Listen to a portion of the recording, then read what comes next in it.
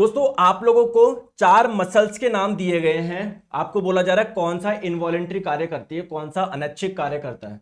दोस्तों हमारी बॉडी में जो मसल्स यानी मांसपेशी पाई जाती है वो क्या है, एक प्रकार का टिश्यू है, एक प्रकार का उत्तक है। बात आ गई समझ में।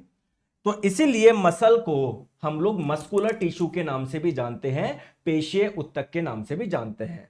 अब हमारी बॉडी में जितनी भी मसल्स पाई जाती है ना, वो कुछ अलग, सबका फंक्शन एक जैसा नहीं होता। जैसे हार्ट भी मसल्स का बना हुआ है, इसका फंक्शन अलग है।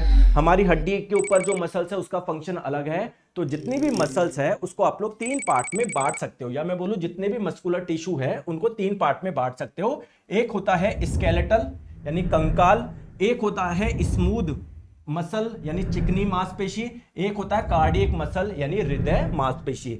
स्केलेटल मसल आप लोग किसको बोलते हो, जो आपकी हड्डियों के ऊपर होती है। दोस्तों हड्डियों के ऊपर जो मसल्स है, क्या आप अपनी इच्छा के अनुसार मूवमेंट करा सकते हो क्या?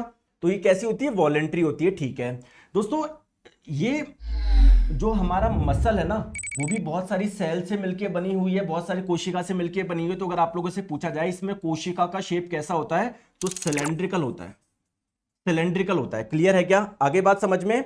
दोस्तों ये बोन से अटैच होती है और हमारी इच्छा के अनुसार इनमें मूवमेंट हो सकता है, तो ये वॉलेंट्री होती है।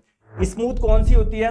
दोस्तों स्मूथ मसल जो होती है ना, इनकी कोशिकाओं का शेप कैसा होता है, बिल्कुल आई के जैसा होता है। ये हमारे स्मॉल इंटेस्टाइन, लार्ज इंटेस्टाइन इनमें पाया जाता है, तो हमारी इच्छा के अनुसार उनमें मूवमेंट हो सकता है कि नहीं। तो ये कैसे होती है, इनवॉलेंट्री होती है। क्लियर। कार्डियक की बात करी जाए दोस्तों, ये वाले जो मसल्स होती है हमारे हार्ट में पाई जाती है।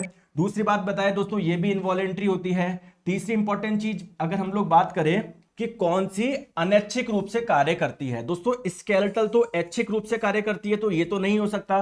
साथ में स्केलेटल मसल को, जैसे मान लो ये मसल है, स्केलेटल मसल है, जब इसको आप लोग माइक्रोस्कोप से देखोगे ना, इसमें से धारियां नजर आएगी आपको, ऐसे स्ट्रिप नजर आएगी, ऐसे धारियां नजर आएगी, इसीलिए इसको धारीदार मांसपेशी भी बोलते हैं, स्ट्रिएटेड मसल्स भी बोलते हैं। तो स्ट्रिएटेड मसल का मतलब स्केलेटल मसल। तो ये भी कैसे करेगी, वॉलेंट्री रूप से कार्य करेगी। बाकी ये दोनों कैसे करेगी, इनवॉलेंट्री।